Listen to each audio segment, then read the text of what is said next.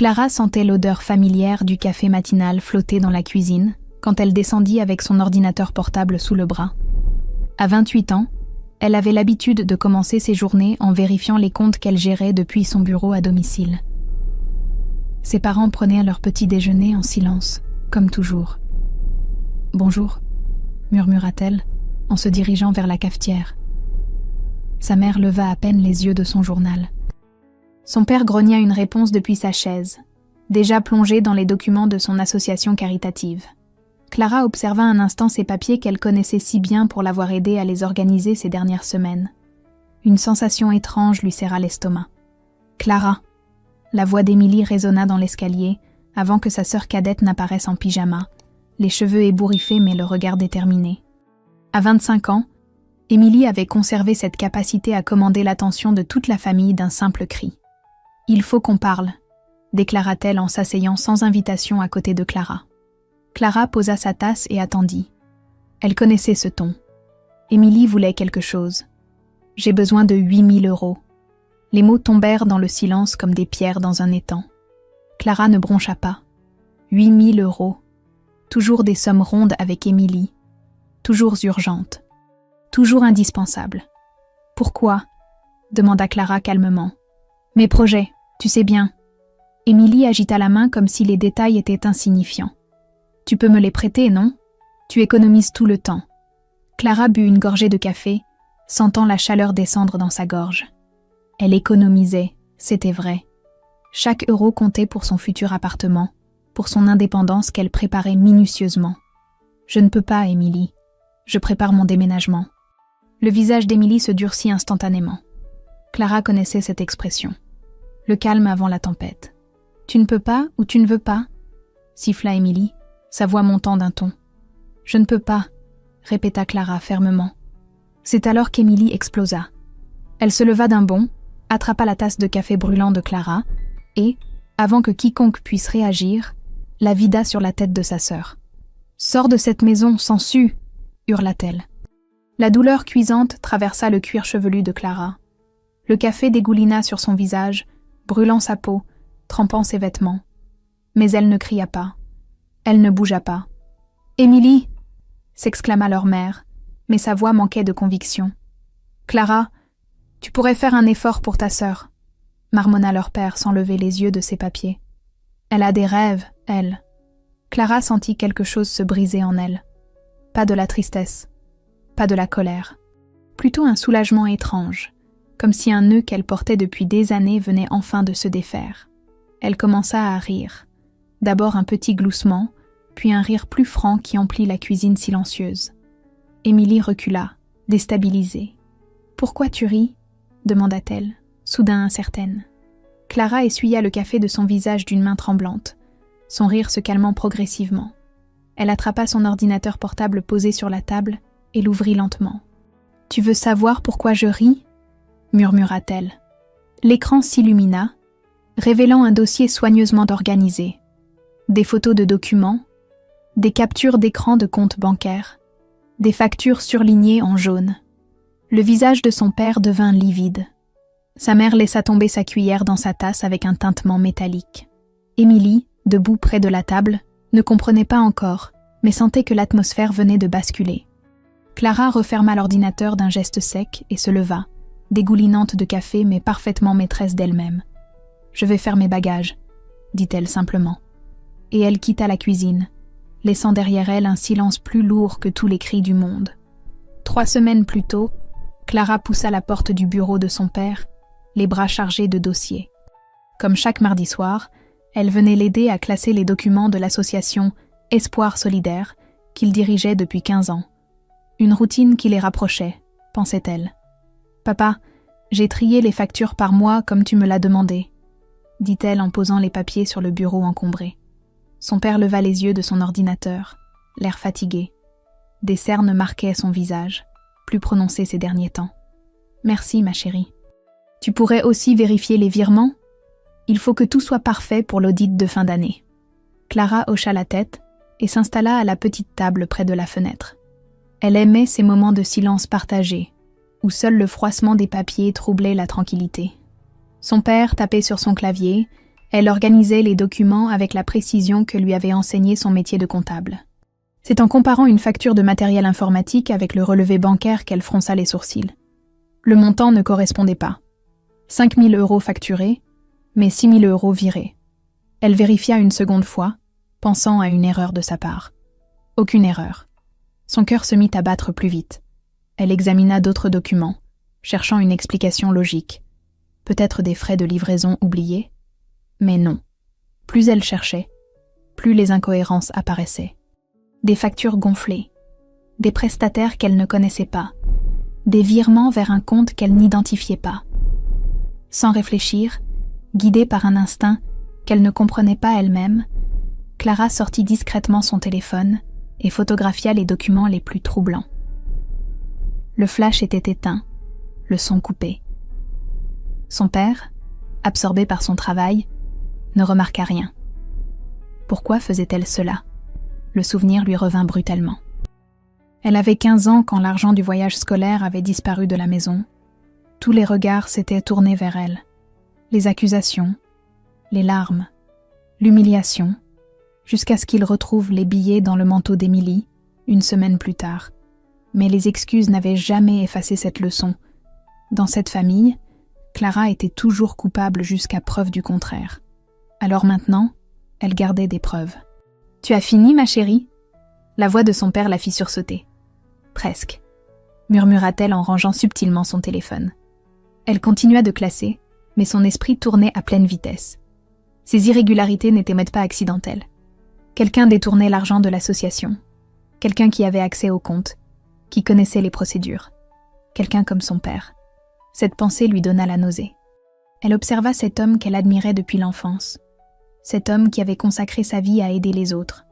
Ses mains tremblaient légèrement sur les papiers. Ses épaules semblaient porter un poids invisible. « Papa, tout va bien ?» demanda-t-elle doucement. Il leva les yeux, et pendant un instant, Clara crut voir de la panique dans son regard. Mais il sourit, ce sourire fatigué qu'elle lui connaissait depuis des mois. « Bien sûr, ma chérie, juste un peu de stress avec l'audit. Tu sais comme ces contrôles peuvent être compliqués. » Clara hocha la tête, mais quelque chose dans sa voix sonnait faux. Elle termina son classement en silence, chaque document révélant un peu plus l'ampleur du problème. Environ 2 000 € par mois détournés depuis plus d'1 an. De quoi expliquer les demandes constantes d'Émilie, ses voyages, ses achats compulsifs. Quand elle rentra chez elle ce soir-là, Clara s'enferma dans sa chambre et examina les photos sur son téléphone. Les preuves étaient accablantes. Son père volait l'argent destiné aux plus démunis pour satisfaire les caprices de sa fille cadette. Elle resta éveillée une grande partie de la nuit, fixant le plafond, se demandant ce qu'elle devait faire de cette terrible vérité. Alerter l'association? Confronter son père? Garder le secret? Elle ne savait pas encore qu'en moins d'1 mois, cette décision lui serait imposée de la façon la plus brutale qui soit. Dans la cuisine sombre, elle entendait déjà les premiers bruits du réveil familial. Bientôt, elle descendrait avec son ordinateur portable, comme chaque matin. Bientôt, sa sœur lui demanderait 8 000 €. Et quand Clara refuserait, quand Émilie exploserait de rage, elle ouvrirait cet ordinateur et révélerait enfin ce qu'elle savait. Le moment de vérité approchait. Clara monta les escaliers d'un pas ferme, ignorant les chuchotements paniqués qui s'élevaient derrière elle dans la cuisine. Chaque marche résonnait comme une déclaration d'indépendance. Dans sa chambre, elle sortit la valise rangée sous son lit depuis des mois. Elle avait toujours su que ce jour viendrait. Ses mains ne tremblaient plus. La brûlure du café sur son visage s'estompait déjà, remplacée par une clarté d'esprit qu'elle n'avait jamais ressentie. Elle plia ses vêtements avec méthode, vida ses tiroirs, emballa ses livres. 28 ans de vie dans cette maison, et finalement, tout tenait dans 2 valises. « Clara, attends !» Sa mère apparut dans l'encadrement de la porte, le visage défait. Derrière elle, son père se tenait voûté, vieilli de 10 ans en quelques minutes. « On peut discuter », balbutia-t-il. « Ce que tu as vu, ce n'est pas ce que tu crois. » Clara ferma sa valise sans le regarder. « C'est exactement ce que je crois, papa. Tu ne comprends pas la pression, les difficultés. » Il s'approcha, les mains tendues dans un geste de supplication. « Émilie avait besoin. » « Émilie avait besoin, » répéta Clara d'une voix neutre. « Toujours Émilie. » Elle se dirigea vers son bureau et débrancha méticuleusement son ordinateur portable, enroula les câbles, rangea les accessoires. Chaque geste était délibéré, contrôlé. Ses parents la regardaient nain de fer, pétrifiés. « Qu'est-ce que tu vas faire ?» chuchota sa mère. Clara se retourna enfin vers eux.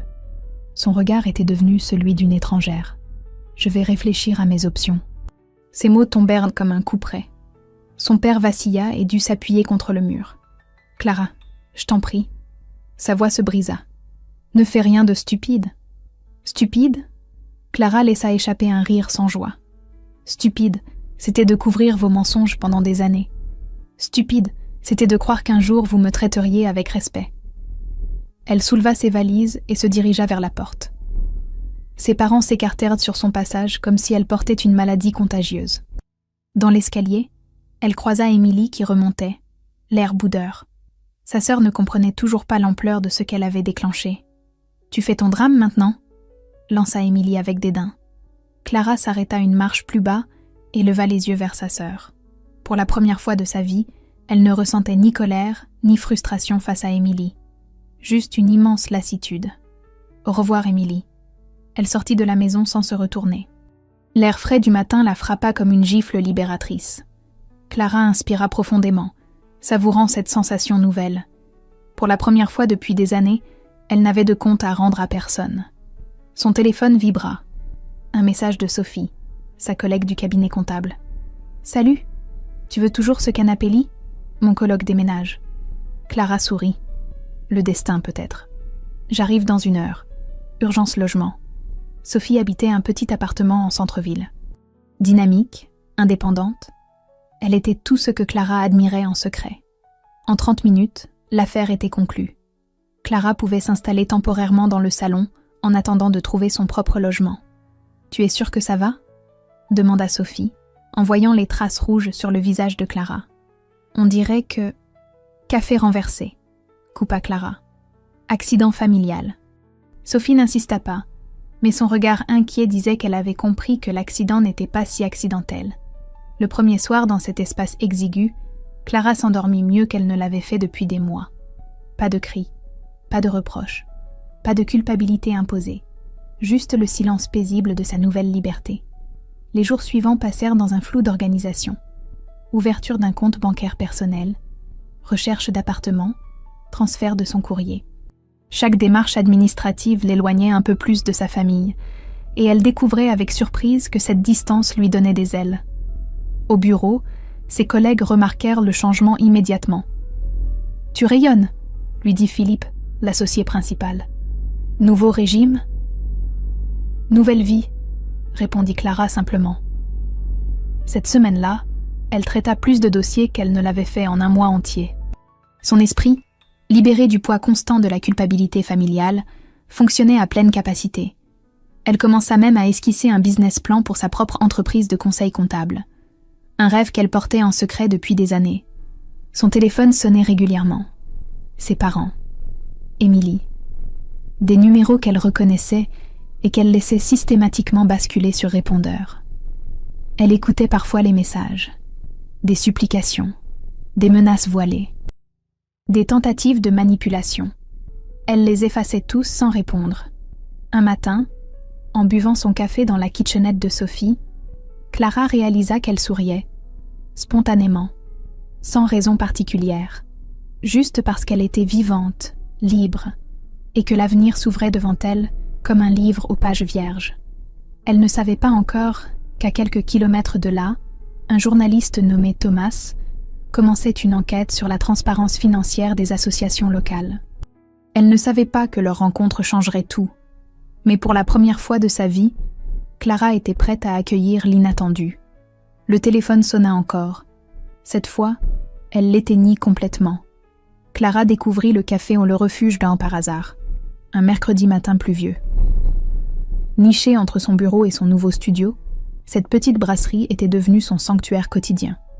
Loin du chaos familial, elle savourait ces moments de solitude créative où elle peaufinait son projet d'entreprise. Ce matin-là, tous les tables étaient occupées sauf une, qu'elle partageait avec un homme aux cheveux châtains qui tapait intensément sur son ordinateur.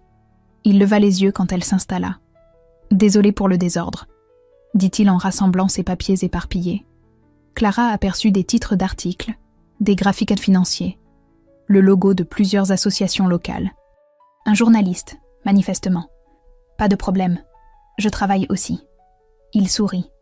Un sourire franc, sans arrière-pensée. Clara remarqua ses yeux verts, fatigués, mais bienveillants. Thomas Moreau, journaliste au Républicain. Et vous ? Clara, comptable. Ah, parfait. Son visage s'illumina.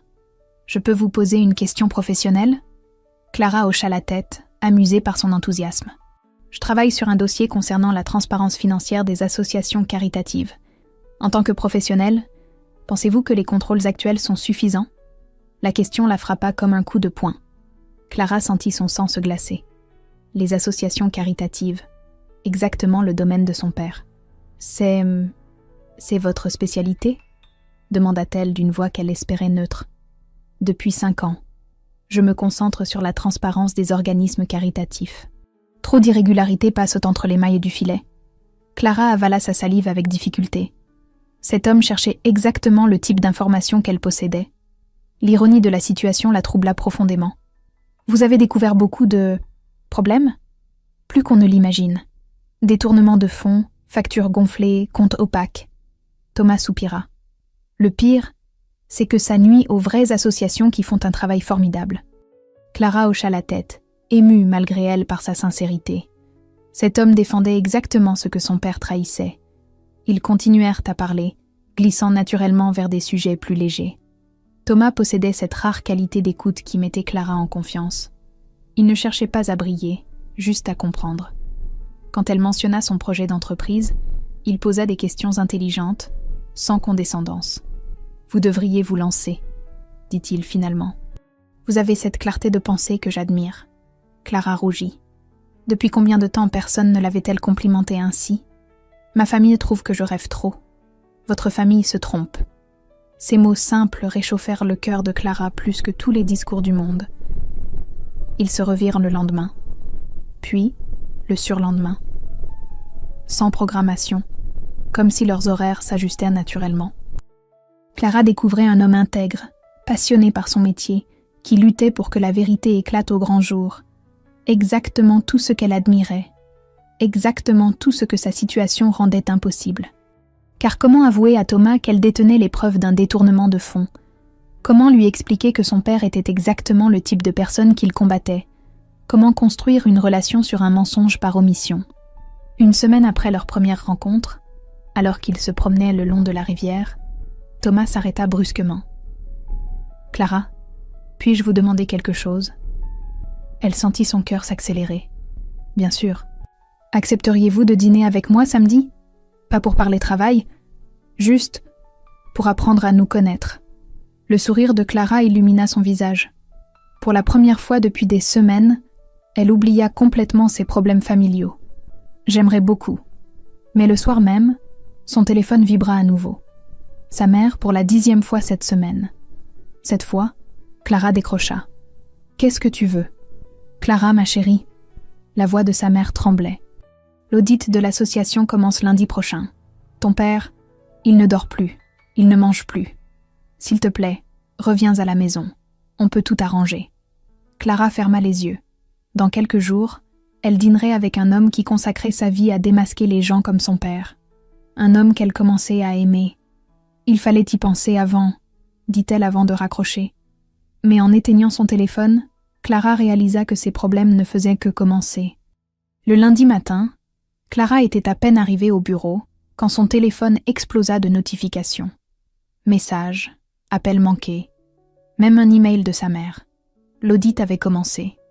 Elle éteignit son téléphone et se concentra sur ses dossiers, mais l'angoisse lui nouait l'estomac. À midi, quelqu'un frappa à la porte de son appartement. Émilie se tenait sur le palier, les yeux rougis, plus pâle qu'elle ne l'avait jamais vue. « Il faut qu'on parle », dit-elle d'une voix brisée. Clara la laissa entrer sans un mot. Sa sœur s'effondra sur le canapé-lit de Sophie, tremblante. « Papa m'a tout expliqué », chuchota Émilie. « L'argent, les factures, tout. » Pour la première fois de sa vie, Clara vit sa sœur sans masque. Plus de manipulation, plus d'arrogance. Juste une jeune femme terrifiée qui réalisait enfin les conséquences de ses actes. Je ne savais pas d'où venait l'argent, continua Émilie. Je pensais que papa avait des économies, que l'association marchait bien. Clara s'assit en face d'elle, conservant ses distances. Tu ne t'es jamais posé de questions? Jamais demandé pourquoi il pouvait te donner 8 000 € comme ça? Émilie secoua la tête, honteuse. J'étais aveugle, égoïste. Je voulais juste vivre comme mes amis. Aux dépens des plus démunis. Ces mots claquèrent comme une gifle. Émilie sursauta et éclata en sanglots. « Qu'est-ce qu'on peut faire ?» supplia-t-elle. « Papa dit que tu as des preuves, que tu peux tout révéler. » Clara observa cette sœur qu'elle avait tant détestée, qui pleurait maintenant comme une enfant punie. Une part d'elle ressentait même de la pitié. Mais elle pensait aussi aux familles que l'association était censée aider, à cet argent volé qui ne les aiderait jamais. « Je veux que papa rembourse tout, jusqu'au dernier centime, dans les 3 mois. » Émilie leva vers elle des yeux pleins d'espoir. « Et après, tu ne diras rien? S'il rembourse, je réfléchirai. » Émilie repartit avec cette maigre consolation. Clara savait qu'elle venait de déclencher une course contre la montre dans sa famille. Le soir même, ses parents débarquèrent ensemble. Son père avait maigri, ses cheveux avaient grisonné. Sa mère semblait avoir vieilli de 10 ans. « Clara, ma chérie, » balbutia sa mère, « nous avons parlé avec ton oncle Michel. Il peut nous prêter une partie de l'argent. » Son père restait silencieux, tassé sur lui-même. Clara le reconnaissait à peine. « Combien manque-t-il exactement ?» demanda-t-elle froidement. « 24 000 €, murmura-t-il sans lever les yeux. Clara accusa le coup, plus qu'elle ne l'avait imaginé. 2 ans de détournement méticuleux. Comment comptez-vous trouver cette somme? La voiture, les bijoux de ta mère, l'emprunt? Son père énumérait d'une voix morne. « Il nous faut juste du temps. 3 mois, répéta Clara. Pas un jour de plus. » Ses parents repartirent, brisés mais soulagés d'avoir un délai. Clara se retrouva seule face à ses pensées. Le lendemain, elle retrouva Thomas au café pour leur rendez-vous habituel. Il rayonnait de bonheur en la voyant. « J'ai une excellente nouvelle, » dit-il en l'embrassant sur la joue. « Mon rédacteur en chef a validé mon enquête sur les associations. Je vais pouvoir vraiment creuser certains dossiers. » Le cœur de Clara s'arrêta. « Quel dossier ? J'ai identifié 3 associations suspectes. Espoir solidaire, notamment. Les comptes ne collent pas. » Clara sentit le monde basculer autour d'elle. Thomas parlait de l'association de son père avec l'enthousiasme d'un limier sur une piste. « Tu es sûre ?» bégaya-t-elle. « Certains virements sont étranges. Je vais demander les documents complets cette semaine. » Clara hocha la tête mécaniquement, l'esprit en ébullition. Thomas enquêtait déjà sur son père. Dans quelques jours, il découvrirait tout. Et elle, que ferait-elle? Révéler qu'elle savait depuis le début? Mentir à l'homme qu'elle aimait? « Ça va ?» demanda Thomas, inquiet de son silence. « Tu es toute pâle. »« Juste fatiguée, » murmura-t-elle. Mais en rentrant chez elle ce soir-là, Clara réalisa qu'elle se trouvait face au choix le plus difficile de sa vie.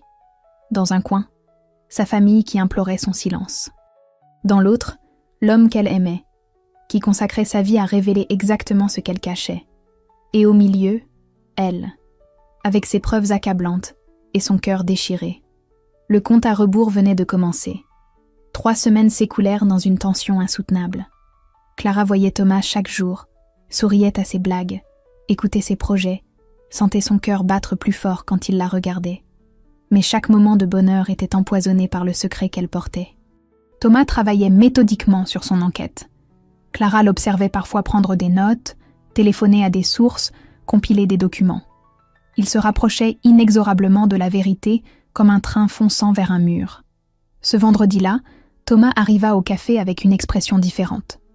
Plus grave, plus déterminé. « J'ai eu les documents d'Espoir solidaire hier », annonça-t-il sans préambule. Clara faillit renverser son café. « Ah oui ? C'est pire que ce que je pensais. » Thomas sortit son carnet, les mâchoires serrées. 24 000 € détournés sur 2 ans. Factures falsifiées, virements fictifs, tout y est. Le chiffre exact. Clara sentit ses jambes se dérober sous elle. Thomas avait découvert la même chose qu'elle, avec la même précision. « Tu es certain ?» demanda-t-elle d'une voix blanche. « J'ai passé 3 jours à vérifier. Chaque ligne, chaque transaction. Il leva les yeux vers elle, et Clara y lut une détermination implacable. Je publie l'article lundi. Lundi. Dans 3 jours. Clara ferma les yeux, calculant rapidement.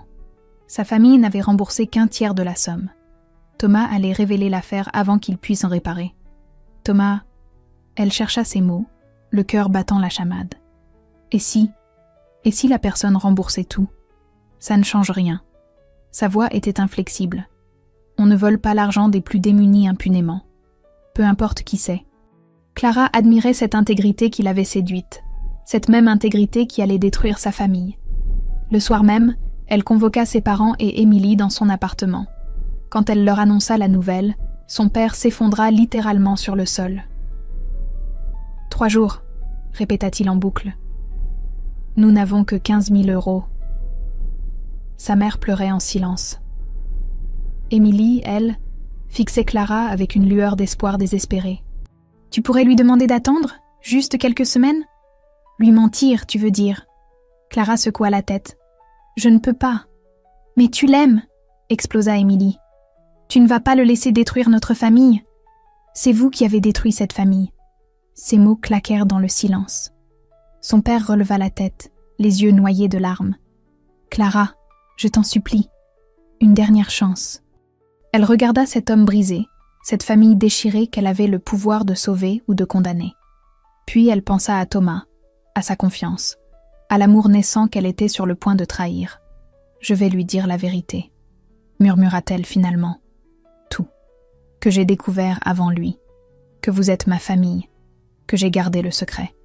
Le silence qui suivit était lourd de terreur et d'espoir mélangés. Le samedi matin, Clara retrouva Thomas pour leur promenade habituelle le long de la rivière. Le soleil brillait, les oiseaux chantaient, et elle s'apprêtait à détruire le bonheur le plus pur qu'elle ait jamais connu. « Thomas, il faut que je te dise quelque chose. » Il s'arrêta, alerté par le ton de sa voix. « Qu'est-ce qui se passe ?» Clara prit une inspiration profonde et se lança. Elle lui raconta tout.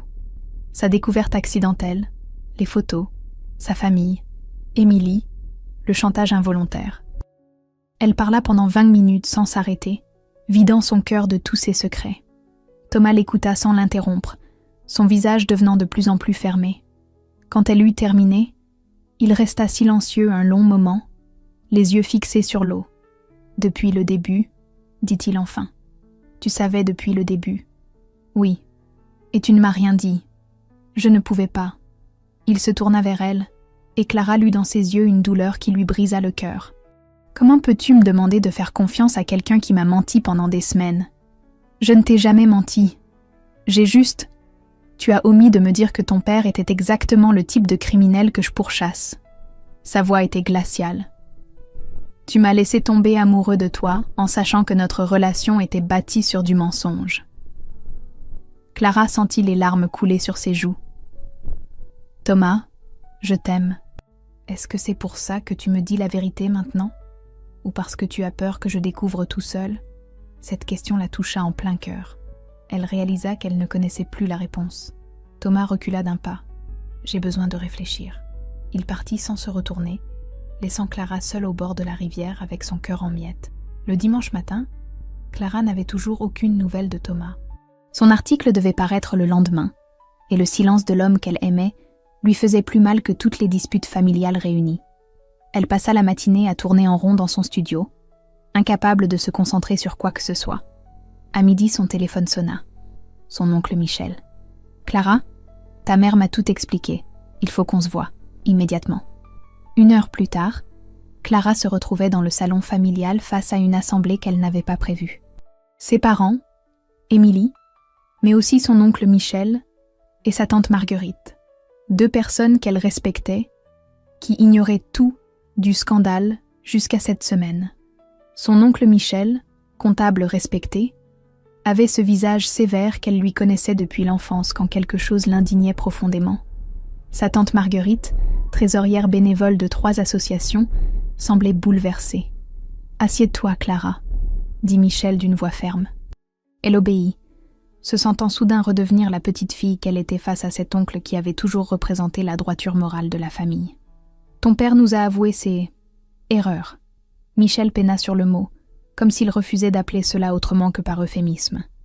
24 000 € détournés sur 2 ans. Le silence qui suivit était accablant. Son père n'osait pas lever les yeux, tassé dans son fauteuil, comme un homme vaincu. « Marguerite et moi avons décidé de vous aider, » continua Michel. « Mais à nos conditions. » Clara sentit son cœur s'accélérer. « Quelles conditions ? Remboursement intégral avant mercredi. Nous avançons l'argent. » Sa tante prit le relais d'une voix tremblante mais déterminée. « Ton père démissionne immédiatement de toutes ses fonctions. Et nous supervisons personnellement chaque centime remboursé, » ajouta Michel. Clara regarda ses parents acquiescer sans protester. Pour la première fois, des adultes responsables prenaient les choses en main dans cette famille. « Pourquoi faites-vous ça ?» demanda-t-elle. Michel se tourna vers elle, ses yeux fatigués mais bienveillants. « Parce que ton père a été stupide, pas méchant. Et parce que tu as eu le courage de dire la vérité. » Émilie, qui n'avait pas dit un mot depuis son arrivée, se leva brusquement. « Et moi ? Qu'est-ce que je deviens dans tout ça ? Tu cherches du travail, » répondit sèchement sa tante. « Un vrai travail. Et tu rembourses tes parents pour tout ce qu'ils t'ont donné. »« Mais je ne sais rien faire, » protesta Émilie. « Tu vas apprendre, » coupa Michel. Comme tout le monde. Clara observait cette scène surréaliste où sa famille était enfin confrontée à la réalité par des voix extérieures. Son père pleurait silencieusement, acceptant sa déchéance. Sa mère serrait les mains de Marguerite avec reconnaissance. Émilie réalisait peu à peu qu'elle allait devoir grandir. « Il reste un problème, » dit Clara doucement. « L'article de Thomas paraît demain. » Michel fronça les sourcils. « Le journaliste ? Celui que j'aime et à qui j'ai menti par omission pendant des semaines. Tu lui as dit la vérité ? Hier. Il ne m'a pas parlé depuis. » Son oncle réfléchit un moment, puis se leva. « Viens, on va le voir. »« Michel, non !» s'exclama sa mère. « Il va tout révéler. »« Tant mieux, » répliqua-t-il fermement. « Il a le droit de savoir que nous réparons. Et Clara a le droit de se battre pour son bonheur. » Clara suivit son oncle jusqu'à la voiture, le cœur battant. Elle n'avait jamais pensé que Michel pourrait l'aider ainsi, qu'il prendrait sa défense contre ses propres parents. « Pourquoi tu fais ça pour moi ?» demanda-t-elle pendant le trajet. « Parce que tu es la seule de cette famille à avoir gardé la tête froide. Et parce que ton Thomas a l'air d'être un homme bien. » Ils trouvèrent Thomas chez lui, dans un petit appartement rempli de livres et de dossiers. Quand il ouvrit la porte et vit Clara accompagnée d'un homme qu'il ne connaissait pas, son visage se ferma. « Thomas, voici mon oncle Michel, » dit Clara d'une voix mal assurée. Michel tendit la main avec autorité. Michel Dubois, comptable et frère du voleur. Thomas, surpris par cette franchise brutale, serra la main tendue. « Puis-je entrer ? J'ai une proposition à vous faire. » Thomas s'effaça pour les laisser passer, intrigué malgré lui. « Monsieur Moreau, » commença Michel sans préambule, « ma famille a commis des erreurs impardonnables. Nous les réparons. Remboursement intégral mercredi, démission, supervision externe. » Il sortit une liasse de documents de sa serviette. Voici les preuves de virement, les engagements signés, les garanties bancaires. Thomas examina les papiers, visiblement surpris par leur précision. « Vous me demandez de ne pas publier ? Je vous demande de publier la vérité complète, y compris la réparation. » Michel le regarda droit dans les yeux. « Et de donner une chance à ma nièce. Elle a payé assez cher sa loyauté familiale. » Thomas leva les yeux vers Clara, qui n'avait pas dit un mot depuis leur arrivée. Dans son regard, elle lut encore de la douleur, mais aussi quelque chose d'autre. Une hésitation. Un espoir, peut-être. « J'ai besoin de réfléchir, » dit-il finalement. En repartant, Clara sentit pour la première fois depuis des semaines qu'un espoir était possible. Pas seulement pour sa famille, mais pour son cœur brisé. 6 mois plus tard, Clara releva la tête de ses comptes quand la sonnette de son bureau retentit. Sa petite entreprise de conseil comptable prospérait au-delà de ses espérances. 3 employés, 15 clients réguliers et cette satisfaction profonde de construire quelque chose à elle. Clara, une voix hésitante qu'elle reconnut immédiatement. Émilie se tenait dans l'encadrement de la porte, méconnaissable. Ses cheveux étaient attachés simplement, Elle portait un tailleur sobre. Et surtout, son regard avait perdu cette arrogance qui la caractérisait depuis l'adolescence. « Je peux entrer ?» Clara hocha la tête, surprise de constater qu'elle ne ressentait plus cette crispation automatique face à sa sœur. Émilie s'assit prudemment sur la chaise face au bureau. « Je travaille maintenant, assistante administrative dans un cabinet d'avocats. Maman me l'a dit. C'est dur. » Émilie eut un sourire là. « Je me lève à 6 heures, je prends le métro, je tape des lettres toute la journée. Mes amis ne me reconnaissent plus. » Clara attendit la suite, sachant qu'Émilie n'était pas venue pour se plaindre. « Mais je dors mieux la nuit, » continua sa sœur. « Pour la première fois de ma vie, personne ne me doit rien. Je ne dois rien à personne. » Elle fouilla dans son sac et en sortit une enveloppe. 500 €. C'est tout ce que je peux mettre de côté ce mois-ci pour rembourser papa et maman. Clara prit l'enveloppe, émue malgré elle. « Tu n'es pas obligée de me donner ça à moi. »« Si, parce que tu étais la seule à dire la vérité quand tout le monde mentait. » Émilie se leva, puis se rassit, visiblement en lutte avec elle-même. « Clara, est-ce que tu crois qu'un jour on pourra être sœurs? Vraiment sœurs ?» Ces mots touchèrent Clara plus profondément qu'elle ne l'avait anticipé. Elle regarda cette femme qui remplaçait peu à peu la gamine capricieuse qu'elle avait connue. « On peut essayer, » dit-elle doucement. Après le départ d'Émilie, Clara ferma son bureau plus tôt que d'habitude. Elle avait pris l'habitude de ces fins d'après-midi où elle se promenait seule, réfléchissant à sa nouvelle vie. Thomas lui manquait. Chaque jour. Mais elle avait appris à vivre avec cette douleur, comme on apprend à vivre avec une cicatrice. Il avait finalement publié son article, mais d'une manière qui l'avait surprise. Il y racontait l'histoire complète, le détournement, mais aussi la prise de conscience, le remboursement, la rédemption d'une famille. Son père n'était pas présenté comme un monstre, mais comme un homme faible qui avait cédé à la pression et qui payait maintenant le prix de ses erreurs. L'article avait fait sensation, pas pour son aspect scandaleux, mais pour cette vision nuancée de la justice. Thomas y démontrait qu'entre la vengeance aveugle et l'impunité complète, il existait une troisième voie, celle de la réparation et de la transformation. Il ne s'était pas reparlé depuis. Ce soir-là, en rentrant dans son appartement, elle avait quitté le studio de Sophie 3 mois plus tôt, Clara trouva son père qui l'attendait sur le palier. Il avait encore maigri, mais son regard était différent, plus clair, plus direct. Le travail de simple comptable qu'il avait trouvé après sa démission semblait lui avoir rendu une dignité qu'elle ne lui connaissait plus. « Papa, j'ai fini de rembourser », dit-il simplement. Le dernier virement a été fait cet après-midi. Clara sentit ses épaules se détendre. Elle n'avait pas réalisé à quel point elle portait encore ce poids. « Comment tu te sens ?»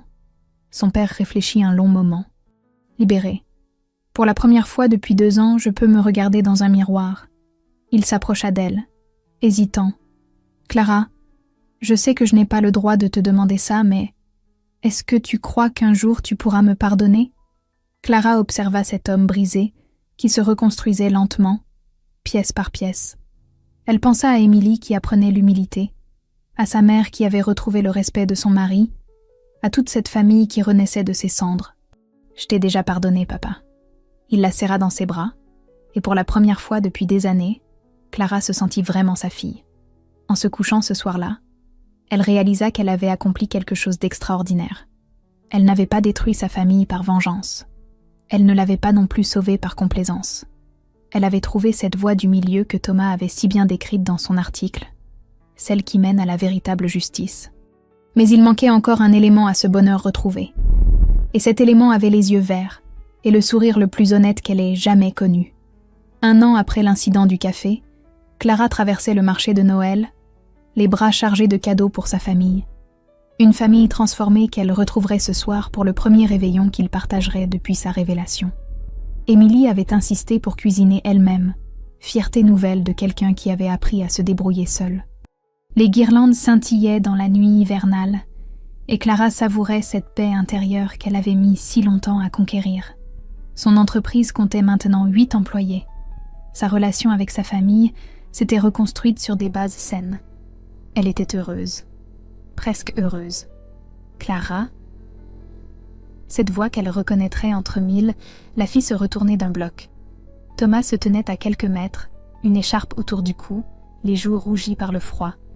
Il était exactement comme dans ses souvenirs, et son cœur se remit à battre comme au premier jour. « Bonsoir », dit-elle simplement, surprise de la fermeté de sa propre voix. Il s'approcha lentement, les mains dans les poches, ce geste qu'elle lui connaissait quand il réfléchissait. « J'ai lu que ton entreprise marchait bien. Félicitations. » « Merci. Et toi ?